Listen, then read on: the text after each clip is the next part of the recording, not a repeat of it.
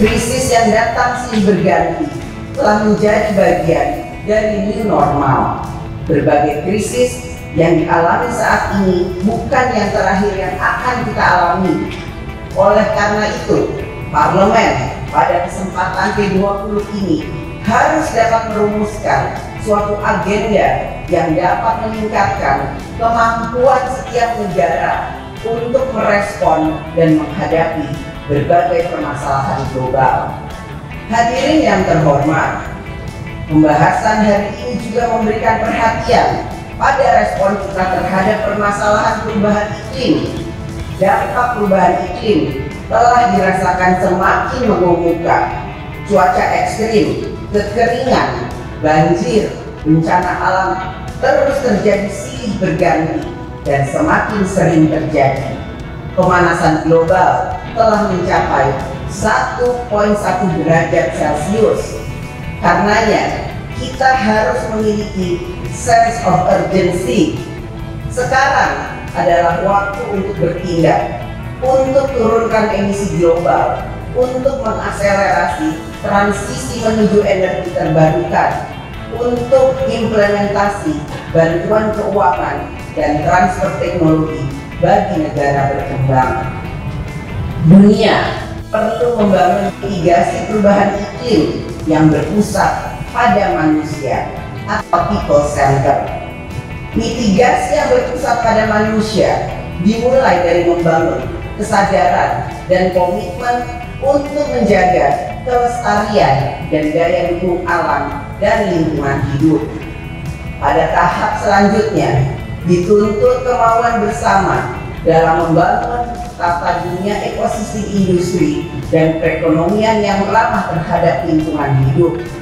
Diperlukan perubahan cara berpikir, suatu cara berpikir bahwa kita tidak saja mengambil dari alam, tetapi kita harus memulihkan alam kembali kepada ekosistem yang baik.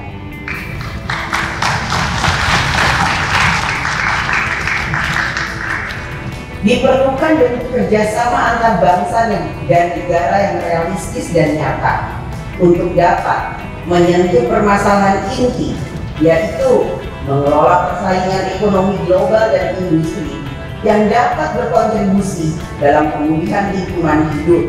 Industri tidak hanya mengambil dari alam, tetapi juga harus mengembalikan pemulihannya. Suatu program mitigasi dengan pemulihan yang dilakukan secara sistematis dan masif. Parlemen juga semakin menyadari peran strategis dalam penguatan kerjasama internasional antar parlemen untuk adaptasi dan mitigasi perubahan iklim. Isu ini menjadi salah satu perhatian bersama antara lain di Interparliamentary Union atau IPU yang pada bulan Maret tahun 2022 yang lalu DPR RI menjadi tuan rumahnya dengan mengusung tema To Zero Mobilizing Parliament to Act on Climate Change yang bersama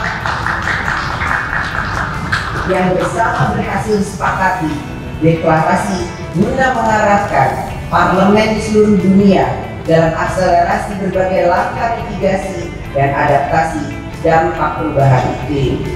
DPR RI juga telah mengambil langkah nyata untuk mendukung mitigasi dan adaptasi perubahan iklim dengan memperkuat pembangunan berkelanjutan dan ekonomi hijau.